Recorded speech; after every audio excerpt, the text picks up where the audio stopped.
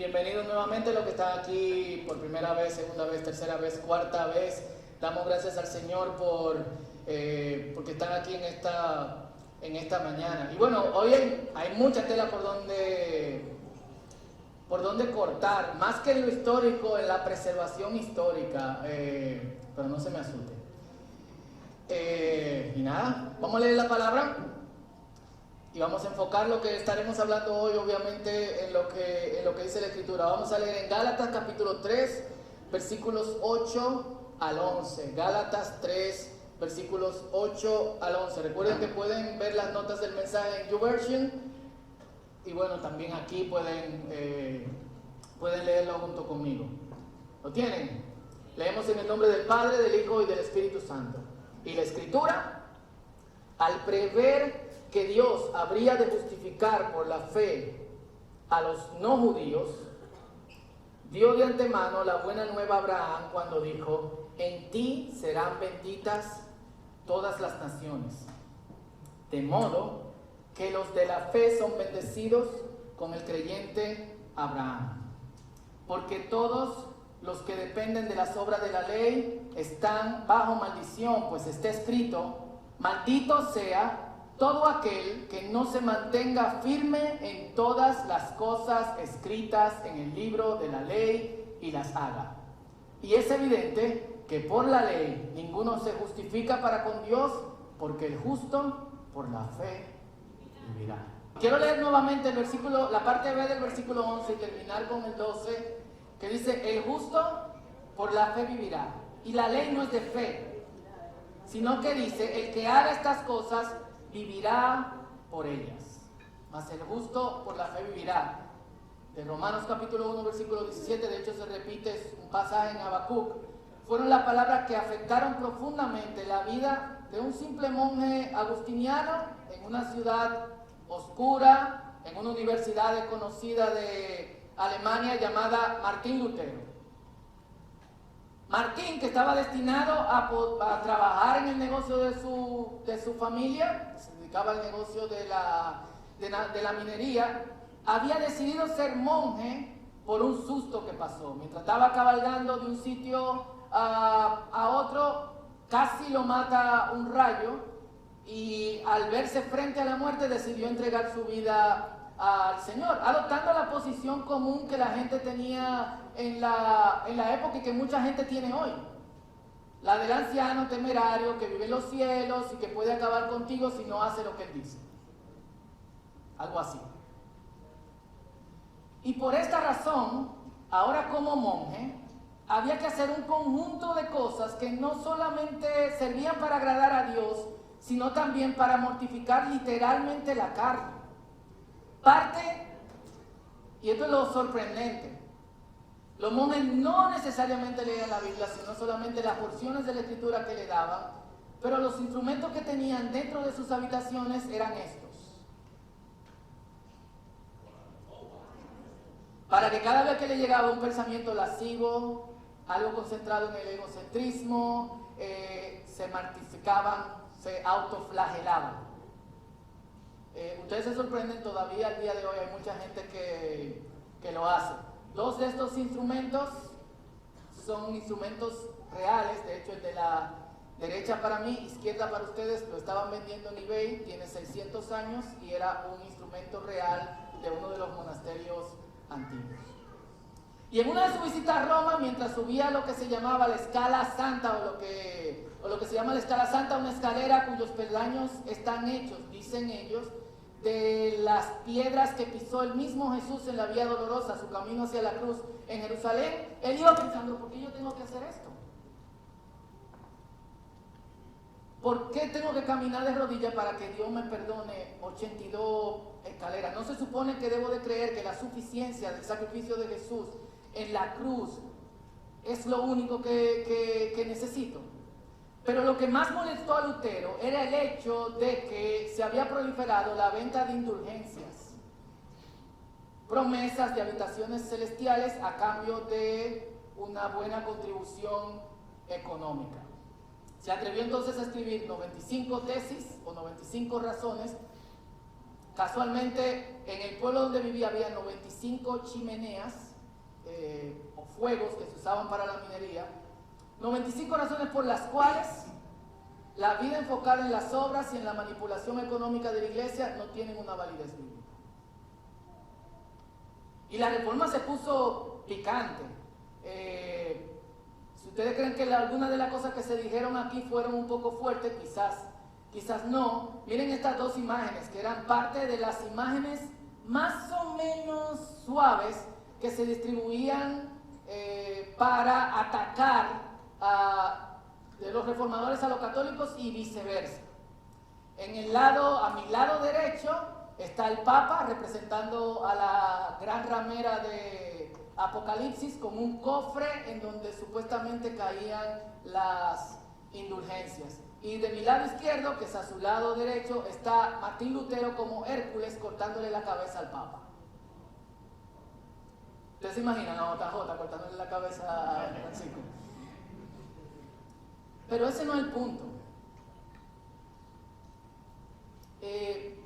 Y en cierto modo, lo más importante de todo esto era que se necesitaba una revolución para mover desde los cimientos a la iglesia y que finalmente fuera lo que se supone debe de ser, un espacio y un lugar de transformación. Que es el punto también hoy. Hoy nosotros necesitamos mover la iglesia hasta los cimientos. Y ustedes dirán, Fausto, pero ¿qué? Los muchachos gritaron revolución, revolución, revolución. ¿Qué necesidad de revolucionar? No hay hoy entre los creyentes indulgencias escondidas detrás del falso evangelio de la prosperidad. ¿Qué es lo que te prometen con eso? El punto de eso no es solamente que Dios te provee, es que si tú no eres bendecido económicamente, tú estás mal con Dios. Y algunos de ustedes dicen sí, pero en las redes sociales de mucha gente que viene a esta congregación, yo lo veo compartiendo cosas de congregaciones de prosperidad.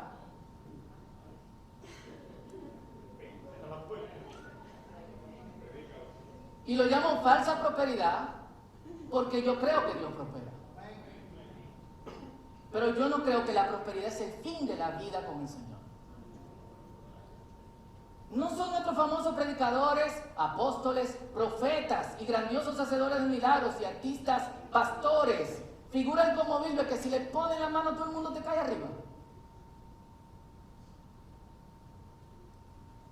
El otro día estábamos hablando con alguien que escuchó en una emisora cristiana como alguien le contradecía a un pastor de esos que tienen sus programas en una de estas emisoras y la persona le decía que estaba mal delante de Dios y el pastor le decía, te maldigo, te va a dar cáncer.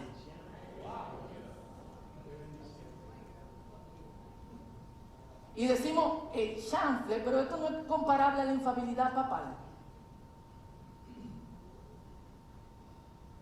Nosotros, algunos de los que estamos aquí, incluso vivimos una situación en donde el obispo de una famosa denominación de República Dominicana, a pesar de todo lo que hizo, que es digno de una película y de una serie en Netflix junto con su documental, lo pusieron de vacaciones para luego reinstalarlo 2 meses después porque era un mal precedente quitar al primer obispo dominicano. No son nuestros teólogos y nuestros grandes maestros bíblicos los únicos portadores de la verdadera interpretación bíblica. No es el patio de muchos templos un lugar para mercaderes. Nosotros quizás le estamos dando la espalda a eso o medio lo consumimos. Pero de alguna u otra forma tenemos que adoptar una posición. Porque aunque la línea a veces parece ser muy gris, el asunto con esto es blanco y negro, literalmente. Y hay un problema que identificó Henry Nouwen hace años, que es que se ha divorciado lo espiritual de lo que puede revolucionar la vida de una persona y de lo que puede revolucionar el mundo, obedeciendo a una tendencia histórica en donde tú tienes 2 polos. Un polo espiritual, que inició en tiempos muy remotos, en la Edad Media, donde la gente estaba harta del mundo, y ¿qué hacía? Se iba al desierto, construía una celda, que luego terminaron siendo monasterios, y se apartaba del mundo solamente para orar. Y de la misma manera, la iglesia se aparta del mundo en nuestras 4 paredes ignorando todo lo que está pasando y solamente criticándolo y orando por eso. Espiritual. Nada de religioso, de revolucionario. Y los revolucionarios pretenden cambiar el mundo con doctrinas sociales y de comuna que ayuden a los hombres a vivir de una forma digna, pero últimamente la revolución se ha alejado de lo espiritual. Pues, ¿qué puede ofrecer una persona con un punto de vista religioso para que cambie este mundo de alguna otra manera? Y lo que nosotros hemos adoptado es una posición cómoda.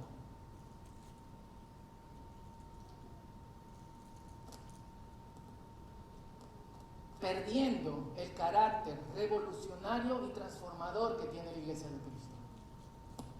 Muchas de las cosas a las que nosotros le damos otra solución, tienen solución en Cristo. Legal. Y seguro a ustedes les pasa como a mí. Pero si oramos un poquito más por esa persona, si caminamos con esta persona hasta que realmente sea transformada, pero procedemos a darle otras soluciones y finalmente no hay ningún tipo de transformación. Muchos hacen lo que literalmente me dijo un amigo en el verano del 2011. Fausto, más de una vez yo he comparado mi cristianismo con el cristianismo de los locos de Hechos. ¿Cuánta diferencia? De algún modo hago lo que todo el mundo. Cierro mi Biblia, enciendo el televisor y ubico sus historias en la categoría de buen ejemplo. Es más fácil verlo que vivirlo. Y hagamos una comparación, solamente en lo teológico, la diferencia que hace que nosotros vayamos, que era lo que quería la reforma, a fontes, a la fuente. Y hagamos una comparación entre cómo pensamos teológicamente hoy en día, solo 2 o 3 cosas, y lo que ellos pensaban. Hoy en día Dios es bueno con nosotros. Para ellos, Dios no solamente es bueno con nosotros, Dios es bueno para nosotros. Lo mejor que nos puede pasar es Dios. Hoy en día, la teología es información sobre Dios para justificar teológicamente la fe. De hecho, están muy de moda los cursos de apologética. Para ellos, la teología es conocimiento de Dios para discernir lo que es bueno, disfrutar a Dios, y grábense eso ahí, disfrutar a Dios y ser transformados. Hoy en día se esperan bendiciones como la forma en que Dios ayuda a disfrutar la vida. No debe sorprendernos que haya tanta tristeza entre los creyentes. Porque nosotros estamos enfocados más en disfrutar las bendiciones de Dios que en disfrutar a Dios. Para ellos, el punto de la vida es disfrutar a Dios. Y eso tiene implicaciones sociales e implicaciones éticas. Y aunque son solamente 3 cositas, es un cambio importante. Sumamente importante. Porque nosotros nos hemos transformado en gente que continuamente busca lo que Dios nos puede dar, en vez de enfocarnos en lo que Dios es. Y cuando nos enfocamos solamente en lo que Dios nos da, estamos sembrados en arena movediza, en un país donde hay ciclones.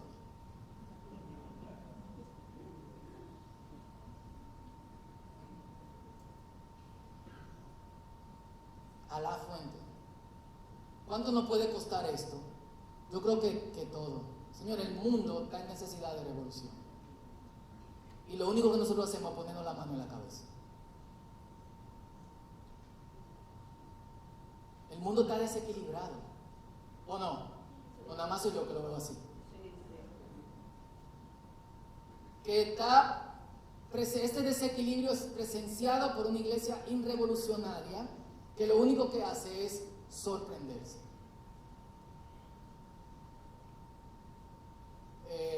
Y yo este ejemplo lo ponía hace años y quizá hoy es mejor ejemplo que nunca.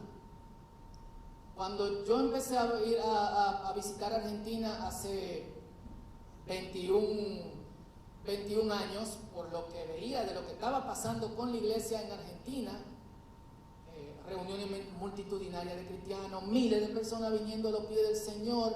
Lo primero que me sorprendió es que lo que yo veía desde lejos no coincidía con lo que estaba pasando en la sociedad. Y lo que veíamos era cristianos, un país que tiene más de 30 millones de personas, un concierto chiquito son 3,000 personas, una campaña multitudinaria son 90,000 personas que vienen de todo el país. Pero esto no coincidía con lo que estaba pasando en la sociedad. Y solamente hagan un googlazo para que vean el estado en que se encuentra la sociedad argentina. Una iglesia volcada hacia las cuatro paredes, respetando el mundo, orando por el mundo, sorprendiéndose por el mundo. ¿Y qué pasó con el mundo que lo rodeaba? Y nos va a pasar a nosotros. Nosotros tenemos la bendición de vivir en un país conservador. ¿Cuántos años ustedes le dan a eso? Nosotros que somos padres hemos hablado con gente que tiene la posibilidad de mudarse del país, pero dice, cuando nuestros hijos sean grandes. ¿Por qué?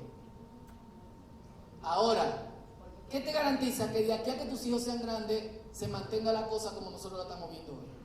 Y la pregunta no es ¿qué está haciendo la iglesia? La pregunta es ¿qué yo estoy haciendo? Y destaco que el aspecto que nosotros tenemos que rescatar de la primera iglesia no es lo que hacía, sino es necesariamente lo que creía. ¿Y cómo nosotros revolucionamos? Viviendo los pies y de acuerdo a las palabras del mayor revolucionador de la historia, Jesús. Eso es lo que tenemos que hacer.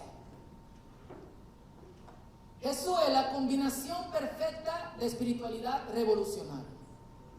Nos enseñó que se puede ser espiritual sin tener que vaciar la cisterna de tu casa para que te sirva de celda monástica y tú trancarte de ahí, alejarte del mundo en tu burbuja y orar por todos.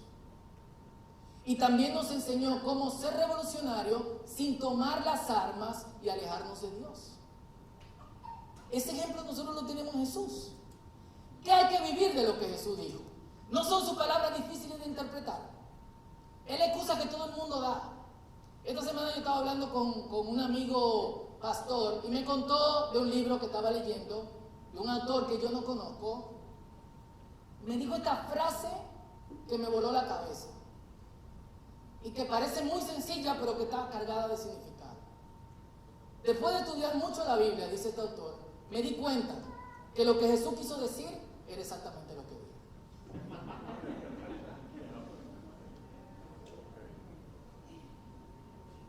Ya. ¿Y qué nosotros estamos haciendo? Buscándole la vuelta a lo que dijo Jesús. ¿Por qué le buscamos la vuelta? Porque lo que dijo Jesús es revolucionario. ¿Por qué le buscamos la vuelta? Porque lo que primero tiene que revolucionar es mi vida. Señores, nada más hay que ver cuando uno predica de perdón en la iglesia. ¿Qué es lo que sigue después de que uno predica de perdón? ¿Cuáles son los parámetros bajo los cuales yo perdono? Sí, pero hay personas que uno no debería perdonar. ¿Yo debería dar el primer paso o debería ser otra persona? ¿Qué dice Jesús? Alguien que me diga.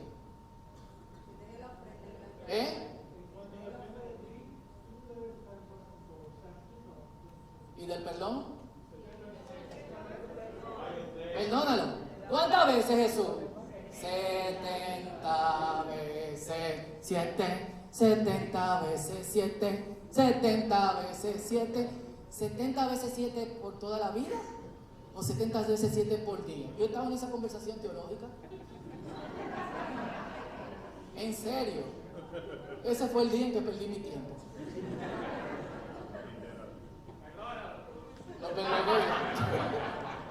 Legal. Pero esto, señores, la pregunta no es ¿qué fue lo que Jesús dijo? La pregunta es ¿cómo yo hago lo que Jesús dijo? Ahora. Y sin excusas. Eso es arrepentimiento. Eso es metanoia y eso es revolución. La revolución entonces debe ir en dos sentidos. Primero, hacia mí mismo. No hace nada con que nosotros hagamos planes de revolución si cada uno de nosotros no ha decidido revolucionar su vida con el mensaje de Jesús.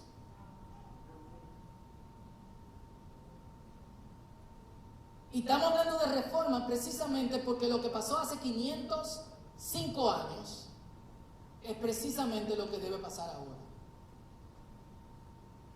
Y no pensando hacia la Iglesia Católica, pensando hacia lo que antes se llamaban protestantes, porque ya no protestan nada.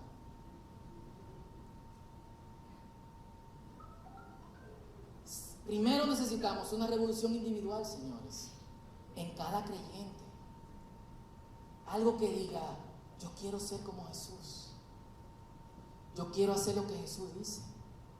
Y yo voy a tomar lo que sea necesario para hacerlo.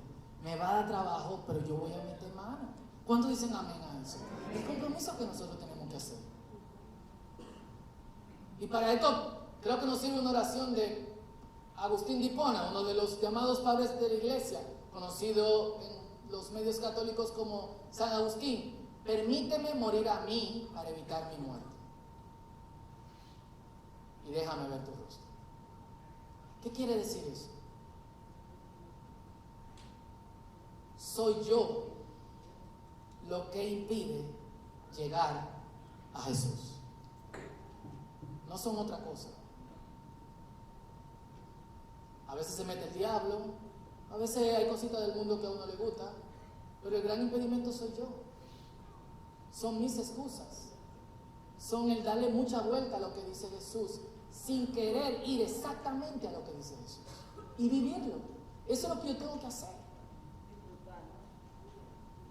¿Y cuál es el resultado de esto? Y es lo que me sorprende. Preparando este mensaje, que de hecho es sencillo, pasé días leyendo sobre las cosas que escribían los primeros cristianos. ¿Sabe lo que estaba en el centro de lo que escribían como resultado de acercarse a Dios? Felicidad.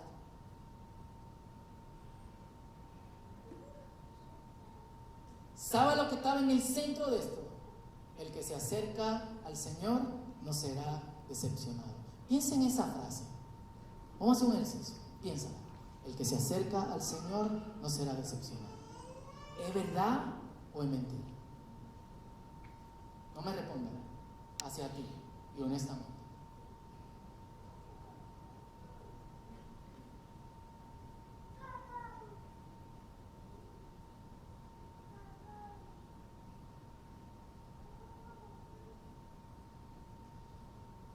Quizá alguna de las cosas que lleguen a tu mente, yo he sido decepcionado por el Señor. Pero yo quiero que tú pienses en ese pensamiento. ¿Cómo tú has sido decepcionado por el Señor?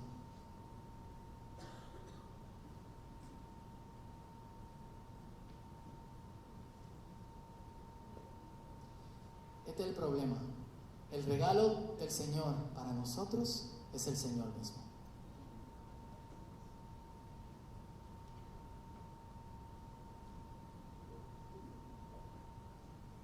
Y el regalo de Dios para nosotros se encuentra en el Señor mismo.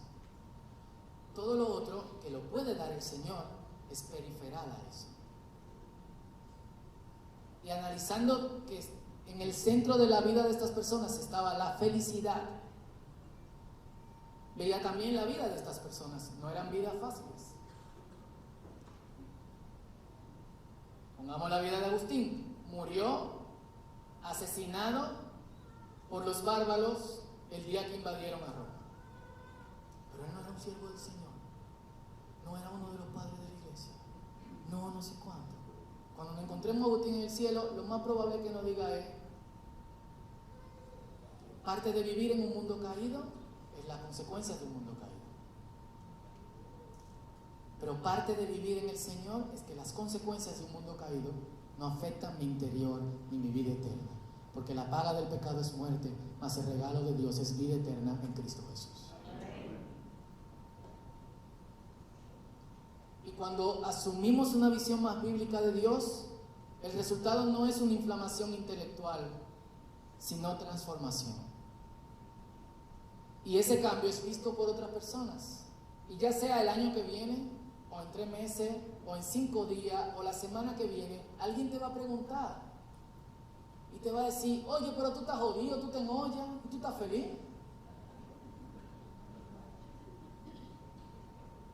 ¿Y qué tú le puedes decir? Yo tengo al Señor en mi vida. Y miramos a esa gente con desprecio, la que nos dice eso. No deberíamos hacerlo. tener al Señor en nuestra vida es lo más importante que nos puede ocurrir. Y nos preparamos, como dice en 1 Pedro 3:15, vivan en santidad para que cuando otras personas vean lo que ustedes son y le pregunten acerca de la esperanza que ustedes viven, ustedes puedan responder amablemente. Pero estamos muy concentrados en lo que Dios da en vez de concentrarnos en Dios. Dios es la fuente. Y yo te voy a hacer una pregunta. Si tú tienes mucha sed y yo te doy una sed continua, como mis hijos que beben como 17 litros de agua al día, y yo te doy dos opciones: un vaso de agua fría o un tubo a la fuente de agua purificada y fría, ¿cuál tú coges? Yo me pego del tubo, suero al tubo. Entonces lo que tenemos que hacer es conectarnos con la fuente, que es el Señor, y dejarnos de vasito de agua, que es lo que el Señor puede darnos. Fuego y agua de Dios por todos lados para nosotros. Y esas revoluciones individuales terminarán en la revolución de toda la iglesia. Tenemos que empezar por un lado. Pero la revolución individual también va a empezar a divorciarnos de cuestiones falsas de la iglesia. Por favor, gente, no consumamos disparate. ¿Cómo se lo tenemos que decir eso? ¿Cómo tenemos que decir lo que no se dejen engañar? ¿Cómo se lo decimos? Para que se lo digamos mejor. En serio, estoy haciendo una pregunta honesta. ¿Tiene evidencia? Por nombre,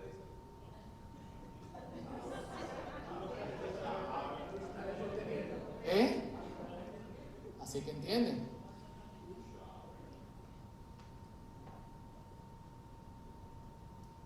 Esa es la reforma que necesitamos. Y hay cosas que quitar del medio: egoísmo, orgullo, como yo quiero que sea la iglesia, y cambiarlo por cómo Dios quiere que sea la iglesia, cómo yo quiero ser, cambiarlo por lo que Dios quiere que yo sea,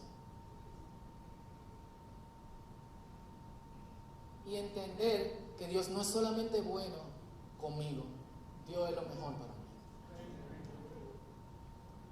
Y sobre todo recordar esto, no es por nuestras acciones, sino es totalmente obra de Dios. El justo por la fe vivirá. Yo quiero que oremos y reflexionemos. Yo quiero reflexionar específicamente en esto.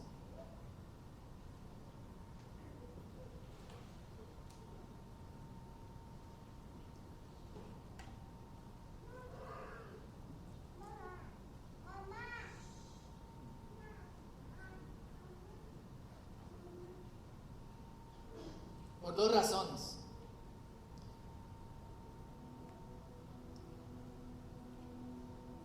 Como padre, uno siempre piensa el mundo en el que vivimos, en el que crecen nuestros hijos. Pero ese mundo también me afecta a mí. Ser padre me llevó a pensarlo, a ser un poquito más sensible a eso. Y honestamente, como padre, le puedo decir que muchos padres estamos sueltos en la mano de Dios porque no tenemos la menor idea qué va a pasar ni qué vamos a hacer.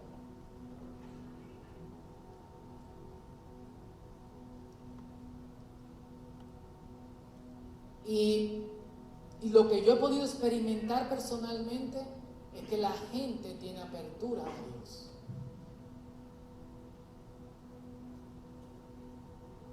Pero la gente tiene apertura al Dios de la Biblia, no al pseudo Dios que muchas versiones pseudo protestantes han inventado. A la gente le huele mal eso. Pero cuando tú le hablas el Dios de la Escritura, el Dios que puede darte satisfacción, el que no te va a decepcionar, la gente dice, dime más, ¿qué es lo que hay? Pero cuando la gente dice, dime más, puedes darle más, puedes decirle más. Y ahí es donde nosotros tenemos que pensar en esta necesidad de reforma. Y en esto, ¿por qué racionalizamos lo que dice Jesús? ¿Por qué no nos entregamos de lleno en fe a lo que Él está diciendo para que nuestras vidas sean como Él dice que deben ser? Algunos hemos pensado que la vida bíblica del creyente es idealizada. Vengan a mí todos los que estén cargados y cansados, yo lo voy a hacer descansar, y no tienen descanso. El que viene a mí no será decepcionado, y están decepcionados. Sean alegres en el Señor y viven profundamente tristes. Pero ¿qué hay en el medio? Analicémoslo full.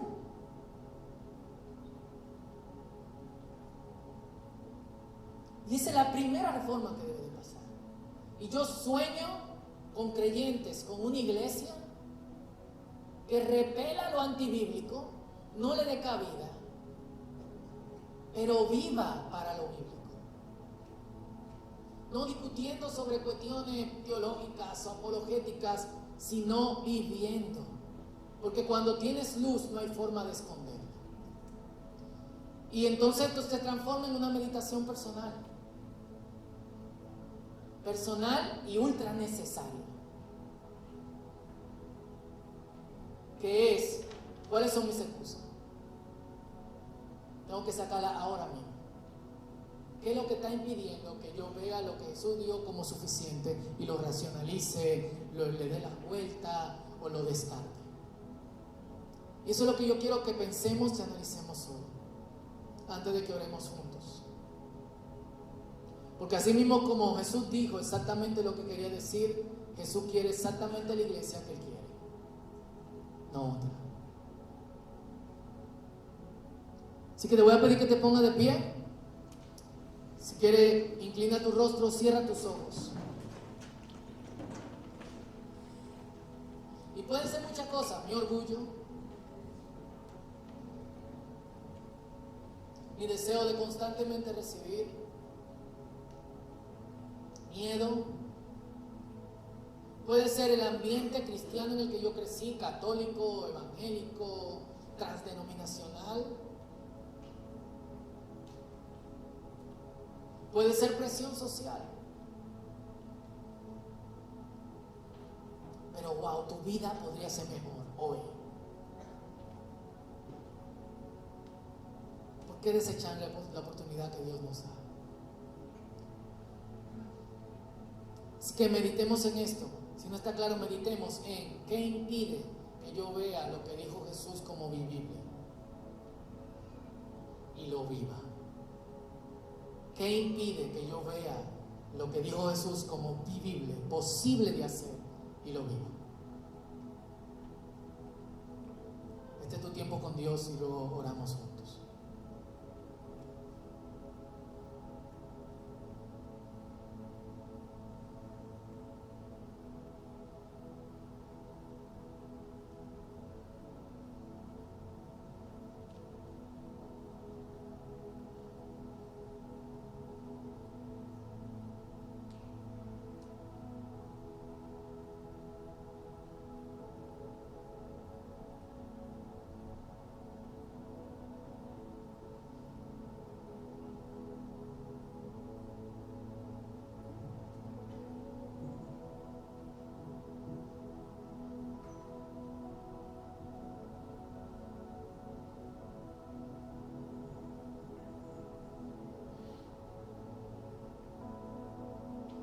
Unos segundos más. Esto es muy importante.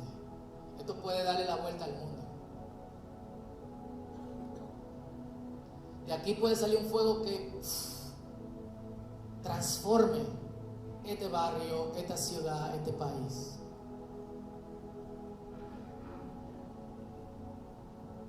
Si lo dudas, da el paso. Te reto. Te reto a que te lances a ver lo que Dios puede hacer con una vida comprometida con hacer lo que Él dijo que hagamos. Este es tu tiempo con Dios.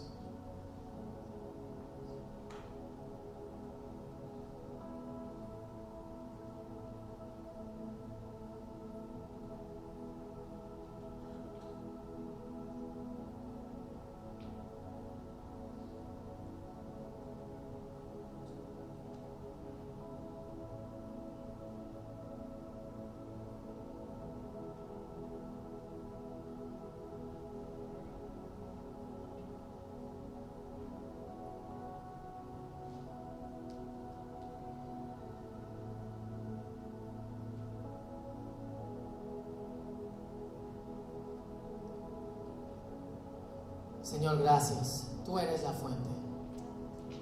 Tú eres la fuente de satisfacción. Tú eres la fuente de felicidad. Tú no nos decepcionas. Perdónanos por conformarnos con el vaso de agua cuando tú nos ofreces agua continua, agua de vida, Señor. Como se lo ofreciste a la samaritana frente al pozo, que estaba lleno de agua, y tú le dijiste: el que bebe de esto va a tener sed. El agua que yo ofrezco hace que la gente nunca tenga sed. Jamás. Nunca jamás. Acentúa tu palabra.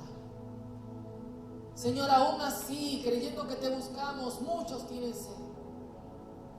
Necesitamos un giro de nuestra vida, necesitamos una reforma, Señor. Así como tú despertaste dentro de Lutero, avivaste un fuego, y dentro de Juan Hos, dentro de otros reformadores, Padre Santo, aviva ese fuego en nosotros, Señor. Aviva esa sed, ese deseo de hacer precisamente lo que tú quieres que hagamos, Señor. Ayúdanos a no conformarnos con poco. Ayúdanos a ir por lo más. Ayúdanos a ir por ti en el nombre de Jesús, Señor. Padre, si no tenemos fuerza, si estamos cansados de seguir buscando, que tu Espíritu Santo remueva lo más profundo de nosotros y nos lleve a ese punto, Señor. Llévanos ahí, Señor. Llévanos ahí. Si no podemos, Padre Santo. Sé que algunos, como el paralítico junto al estanque de Bethesda, dicen: ¿cómo puedo entrar al agua si nadie me ayuda a entrar? Pero tú tienes algo mejor que ese estanque. Tú te tienes a ti, Señor. Y eso fue lo que tú le demostraste en ese día, cuando tú llegaste. Levanta tu lecho, anda, camina, Señor. Y aquellos que no se puedan mover y que están esperando por este vaso de agua, Señor, que pueden escuchar tu voz, la voz de tu Espíritu diciendo: levanta tu lecho, camina.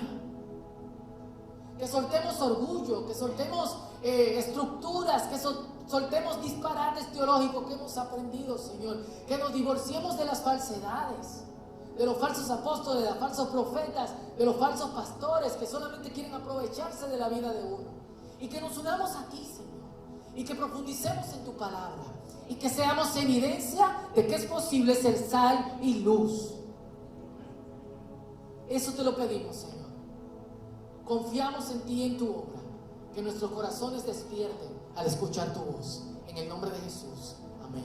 Dios te bendiga, Dios te guarde. Así mismo de pie vamos a adorar juntos al Señor. Gracias por escuchar.